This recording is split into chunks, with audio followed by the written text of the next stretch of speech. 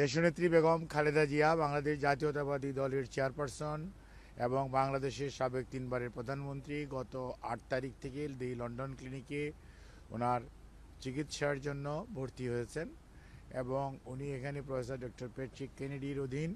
চিকিৎসাধীন থাকা অবস্থায় ওনাকে এখানকার নেফ্রোলজির কনসালটেন্ট, হেপাটোলজি, গ্যাস্ট্রেন্টোলজি এবং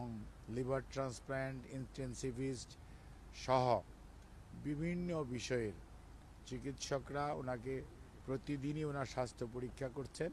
এবং সেই অনুযায়ী পরীক্ষার রিপোর্টের উপর ভিত্তি করে কিছু কিছু বায়োকেমিক্যাল টেস্টও করানো হয়। তার উপর ভিত্তি করে পরবর্তীতে ওনারা কিছু চিকিৎসার মধ্যেও বাংলাদেশের চিকিৎসা যা চলতেছিল তার সাথে সাথে পরিবর্তনও কিছু এনেছেন এবং ফিজিওথেরাপিস্টরাও অত্যন্ত দক্ষতার সঙ্গে তাদের কাজ করছেন, যার জন্য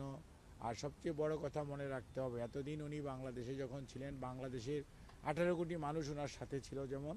তেমনি ওনার সবচেয়ে নিকট আত্মীয় বলতে যা বোঝায়, অর্থাৎ ওনার যে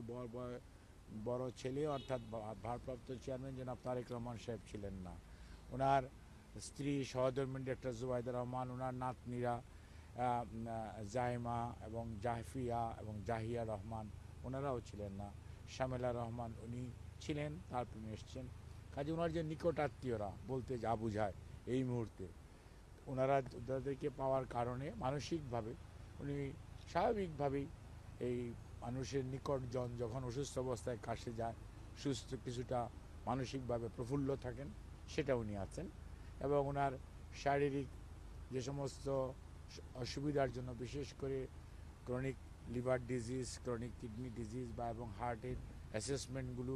এখনও কমপ্লিট হয় নাই, এটা শেষ হতে হতে প্রায় আগামী শুক্রবারের মতো সময় লেগে যেতে পারে। কাজে সব কিছু মিলিয়ে তারপরে ওনারা শুক্রবারের মধ্যে চেষ্টা করবেন যাতে একটা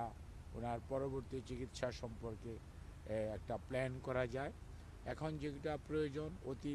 দ্রুত বা অতি তাড়াতাড়ি যে সমস্ত পরিবর্তন আনা প্রয়োজন সেগুলো আনা হচ্ছে, বাট ওনার পরবর্তী চিকিৎসা যা কতটুকু প্রয়োজন বা কতটুকু লাগবে সেই সমস্ত বিষয়গুলো নিয়ে আমাদের চিকিৎসকরাও মেডিকেল বোর্ডের ওনার যে বাংলাদেশের member professor FM Siddiqui, professor Nuruddin, professor doctor Shahabuddin, doctor Zafar Iqbal Al Mamun সহ এবং ডক্টর জুবাইদা রহমান উনি সবসময়ই থাকেন। আমার ভারপ্রাপ্ত চেয়ারম্যান সাহেব তো দিনের মধ্যে প্রায় দীর্ঘ সবসময় ওনার পাশে থাকার চেষ্টা করেন। কাজে সার্বিকভাবে ওনার চিকিৎসার ব্যাপারে দেশবাসী যেমন উদ্বিগ্ন, ঠিক একইভাবে এখানকার চিকিৎসকরা অত্যন্ত নিষ্ঠার সঙ্গে হসপিটালের প্রত্যেকটা স্টাফ তারা কাজ করছে এবং এখানকার যারা বাঙালি কমিউনিটি আছে, বিশেষ করে বিএনপি ইউকের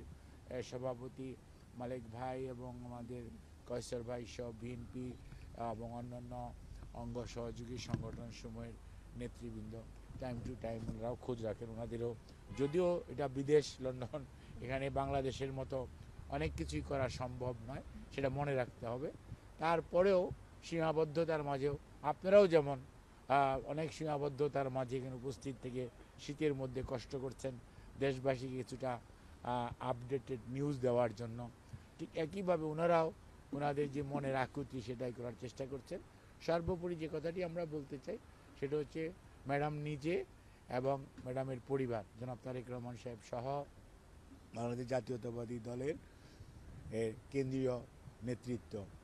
দেশবাসীর কাছে আপনাদের কাছে যেমন কৃতজ্ঞ এবং আপনাদের মাধ্যমে দেশবাসীর কাছে ওনার জন্য এবং সর্বোপরি ওনার সুস্থতার জন্য দেশের বাইরেও যে সমস্ত মানুষ ওনার সুস্থতার জন্য বিভিন্নভাবে আল্লাহ রাব্বুল আলামিনের সাহায্য চেয়েছেন, দোয়া করেছেন, সেই দোয়া চেয়েছেন যাতে উনি দ্রুত সুস্থ হয়ে উঠতে পারেন, সেজন্য আপনাদের সবাইকে অনুরোধ করেছেন